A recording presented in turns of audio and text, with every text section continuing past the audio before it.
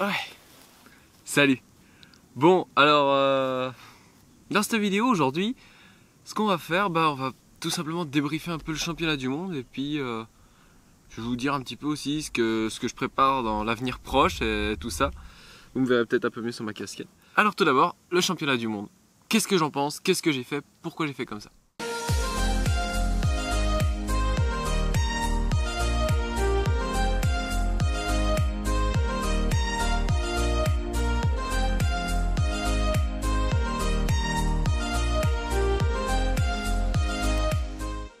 Alors, une question qui est revenue pas mal de fois dans les commentaires de la vidéo précédente, donc le vlog du championnat du monde, c'est quel planeur j'ai le plus utilisé. Alors, je vais vous le montrer tout de suite. Voilà le planeur en question. Donc c'est un Vibe 2 Top Drive en Textreme. Donc vous voyez l'aile, elle est en Textreme, hein, on voit un peu au reflet. Donc c'est pas une aile en Vlad, c'est une aile en Textreme, donc c'est pour ça que ça fait les carrés. Parce que c'est une aile donc, qui est strong, elle est beaucoup plus costaud, elle fait quasiment 130 grammes sans les cerveaux. Donc le planeur fait 252 grammes prêt à voler. Donc il est un peu plus lourd, mais même dans les petites pompes, je trouve qu'il se démerde super bien. Moi franchement, voilà, j'ai volé sur les 20 rounds, j'ai dû en voler 15 avec celui-là. J'ai dû en voler 4 avec le light, et un seul avec le CX4. Ouais, à peu près ça, ouais. Donc voilà, celui-là, il est tout neuf en plus, je l'ai monté pendant le voyage. Donc pendant le voyage pour aller là-bas, je l'avais pas encore celui-là, j'avais déjà le fuselage, donc j'ai pu le monter. Et j'ai une toute nouvelle aile en Textreme pour pouvoir voler dans le vent, et heureusement. Et j'ai dû faire du ballast aussi sur place, parce que comme j'avais pas déjà l'aile, il fallait que je fasse le ballast, etc. pour centrer le planeur. Enfin bref, j'ai fait le ballast sur place aussi, donc jusqu'à 110 grammes pour le monter à 360 grammes. Donc voilà, c'est celui-là le planeur que j'ai le plus utilisé au championnat du monde.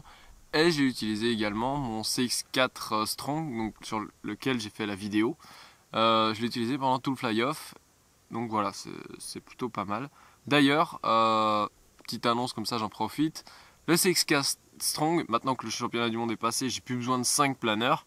Donc le CX4 Strong est à vendre. Donc il y aura certainement d'autres planeurs à vendre, je vous dirai lesquels prochainement, mais pour l'instant, il n'y a que le CX4 Strong qui est à vendre.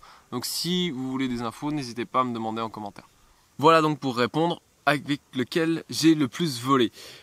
Ensuite, avec quelle radio j'ai le plus volé? Avec ma Taranis, comme d'habitude. Donc on m'a souvent demandé qu'est-ce que c'est mon setting pour la Taranis. Alors moi, donc, je suis droitier, donc je la tiens de la main gauche. Donc comme vous pouvez le voir à gauche, j'ai rajouté du néoprène ici pour augmenter le grip, parce qu'avec la transpiration comme ça glisse pas. Donc ça c'est assez facile à trouver, un déchet de néoprène. Vous allez soit vous trouver une vieille combinaison de plongée dans une brocante, etc. à 5 € et vous pourrez en faire plein. Voilà, c'est assez facile à trouver en général. Et donc, je sais pas si vous le voyez ici. Voilà. Là, il y a un micro switch en carbone. Donc, enfin, le carbone est sur le micro switch de souris qui lui me permet d'activer le preset. Donc voilà, c'est ça mes petites modifs sur la Taranis. Il n'y a que ça que j'ai modifié. Donc voilà, il n'y a rien de très compliqué comme vous voyez. C'est tout bête. Ensuite, le championnat du monde en lui-même. Alors, le pré-concours. Donc j'ai terminé 10e, donc c'était pas trop mal. J'ai fait un vol avec ce Vibe d'ailleurs, qui m'a vraiment beaucoup marqué. Donc je suis allé, il n'y avait pas beaucoup de vent, il doit y avoir 5-8 km/h de vent. C'était sur un 3 derniers vols. Premier vol, ça part tout seul, c'était pas très dur. Deuxième vol, un peu plus compliqué, mais ça l'a fait sans trop de soucis. Et le dernier vol, c'était la plus grosse galère que j'ai jamais eue. En fait, donc je suis parti. Donc si vous avez vu le vlog du championnat du monde, je suis allé derrière les tentes qui étaient au fond. Donc pas les tentes où on était, mais celles qui font l'angle de l'autre côté. Je suis parti, il y avait un petit truc, je suis resté dedans. Après, je me suis barré loin. Après, je suis revenu derrière les tentes, mais j'étais plus qu'à 10 mètres de haut, 200 mètres derrière les tentes. Et là, je peux vous dire que c'est le vol le plus mémorable que j'ai fait. Voilà. J'ai réussi à retrouver la pompe à 10 mètres de haut, à peu près 200 mètres derrière les tentes, alors qu'il restait 30 secondes de temps de travail. Et heureusement, il y a 30 secondes de fenêtre d'atterrissage après. Parce que moi, j'ai enroulé la pompe jusqu'à au moins 10 secondes après le temps de travail. Et après, je suis revenu en vitesse. J'ai posé quelques secondes avant la fin de la fenêtre d'atterrissage. Et du coup, j'ai pu rentrer à 1000. Mais voilà, j'ai réussi à repartir de 10 mètres loin. Et remonter dans cette pompe avec la tension de la fin du temps de travail qu'il fallait absolument que je pose dans les quelques secondes qui suivent. Mais il fallait quand même que je réussisse à rentrer. Si je rentrais pas, c'était 0 au vol. Et si je posais après le temps de travail, c'était 0 au vol aussi. Donc j'avais un timing précis, donc je devais monter le plus vite possible et rentrer le plus vite possible. Donc voilà, c'était un vol assez tendu, mais c'est vraiment mémorable. Après, le championnat du monde en lui-même, donc on avait entre la plus petite journée, on a eu 3 manches parce que ça a été très compliqué, il y a eu un orage, etc. Les plus grosses journées, on en a fait 5. Donc ça a été la 3e, la 4e et la 5e. Oui, je crois que c'est ça. Donc voilà, ça a été un petit peu tendu. Il y a eu beaucoup de conditions variées. Donc on a eu autant du tout petit temps où il n'y avait quasiment pas de thermique, où c'était très compliqué. Et aussi du temps où c'était ce qu'on appelait du temps à neuneux. Donc tu lances, il y a des pompes partout. Tu fais ton temps, tu redescends, tout le monde a fait 1000. Donc ça, il y en a eu aussi. Et il y a eu aussi les 2 derniers jours, surtout le dernier jour d'ailleurs, le 5e jour, du temps très difficile où il y avait du vent, des pompes très faibles. Si on fallait être dans la petite zone qui portait, être bien décalé avec le vent, rentrer au bon moment. Et là, il y avait une possibilité de faire le temps plein, mais c'était vraiment dur. Voilà, c'était vraiment un championnat du monde très dur, du moins sur les 2 derniers jours. Et sur les premiers jours, il fallait pas louper un temps, sinon c'était chute libre dans le classement. Et là, c'était vraiment très tendu. Voilà pour le championnat du monde. Le fly-off en lui-même, donc je suis rentré en 3e place au fly-off, sachant qu'on remet les scores à 0. Une fois que les 12 premiers sont dans le fly-off, les scores sont remis à 0 et le fly-off, chaque round compte, il n'y a pas de drop. Et donc première manche, c'était un dernier vol de 5 minutes. Et là, premier lancé, j'ai un petit truc, mais je vois que devant, avec JB, donc mon coach, c'est bien meilleur. Donc je repose vite fait, je repars, hop, je fais 5 minutes avec tout le monde. Mais j'avais déjà 80 grammes dans le CX4, donc à 340 grammes. Ce qui est énorme, hein. D'habitude il y a besoin de très peu de ballast dans le CX4. Et là, j'ai senti que j'étais déjà à la limite. Ensuite, on part sur 2 fois 4 minutes. Alors là, c'était tout ou rien. Parce que c'est les 2 derniers vols qui comptent. Donc je lance, je fais un premier vol, je fais quelque chose comme 1 minute 55.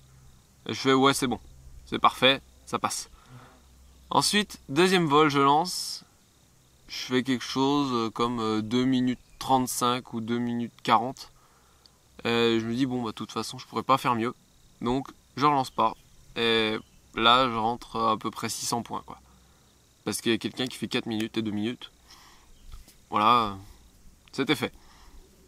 Donc là déjà je perds à peu près 400 points, ce qui est énorme. Ensuite ça a été la décadence, hein. 3 fois 3 minutes 20. Là ça c'est plutôt pas... non, le 1, 2, 3, 4 c'est plutôt pas mal passé. Je crois que je rentre quasiment 900 points ou un truc comme ça, ou même peut-être un peu plus. Donc j'ai pas perdu trop de points là-dessus. Le poker, donc je le fais peut-être dans le désordre, je me souviens plus exactement. Mais le poker, donc c'est la manche où je rentre que 154 points. Parce que au départ, j'avais décidé de faire que des 1 minute 30 d'affilée. Pour rentrer des secondes, en fait, pour rentrer des points. Et pendant mon premier 1 minute 30, j'ai pris une pompe tellement forte. Je me suis dit, c'est bon, je la reprends. Et je fais le reste du temps, comme ça je perds très peu de temps. Ça va le faire. Là, j'avais 110 grammes de plomb dans le CX4, ce qui est énorme, hein. J'étais à 370 grammes. Et les snipes, eux, par contre, volaient à 440 grammes. Donc 200 grammes de plomb dans le snipe. C'était un peu diffusé, mais il fallait ça parce que moi, sur mon 8 minutes 50, au final, je suis pas rentré. Donc 154 points. Voilà, tout simplement, hein, c'est aussi bête que ça. Donc là, j'avais 900 points de retard, c'était foutu entre guillemets parce que il n'y a plus rien à faire. Le 3x320, pas trop mal, mais je prends quand même une belle tôle. Je sais plus en fait. le 3x3, je sais plus, j'étais tellement plus dans le truc que c'était foutu. Enfin voilà, le fly-off a été vraiment une grosse décadence pour moi, mais mon objectif était de rentrer dans le fly-off. Et il rentrait en 3e position après 5 jours euh, de concours. Franchement, pour moi, c'était la chose la plus belle qui pouvait m'arriver. Franchement, voilà, je suis vraiment très très content à propos de ça. Et je profite pour remercier mes sponsors parce que je le fais pas souvent. Sans eux, bah, j'y arriverais pas parce que je pense que vous le savez tous si vous me suivez. J'ai monté ma boîte, j'ai décidé de faire ça parce que je m'éclatais dans rien. Du coup, j'avais vraiment envie de monter ma boîte pour faire un travail où je suis bien dedans. Et, malheureusement, bah, ça marche pas très bien.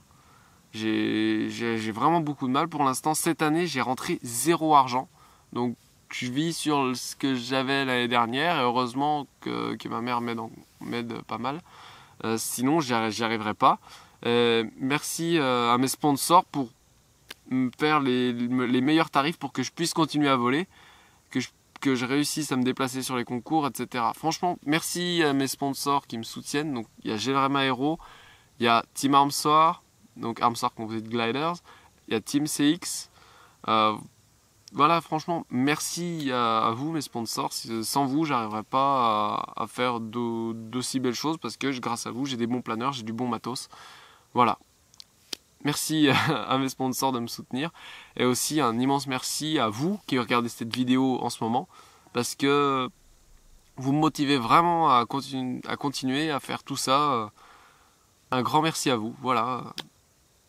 Donc je vais essayer de faire un peu plus de vidéos, je vais essayer de partir sur des vlogs. Donc si je fais des vlogs, ce sera en français. Je ferai pas de vlog en anglais. Je continuerai F3K Review en français et en anglais. Mais j'essaierai bien de faire des vidéos quasiment tous les jours où je vous raconte ma vie, où je vous raconte ce que je fais. Donc dites-moi, si vous avez regardé la vidéo jusque-là, déjà c'est déjà pas mal. Mais dites-moi en commentaire si ça vous intéresse aussi que je fasse des vlogs. Si ça vous intéresse pas du tout, je vais pas faire ça pour qu'il y ait 0 vue, quoi. Donc voilà, si ça vous dit, n'hésitez pas à me le dire. La vidéo commence à être pas mal longue, je pense que je vais arrêter là.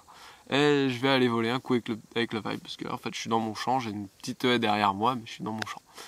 Voilà, merci à tous, en tout cas pour tout ça. Voilà, j'espère vous avoir fait vivre un petit peu le championnat du monde du mieux que je pouvais. Et à très bientôt. Ciao.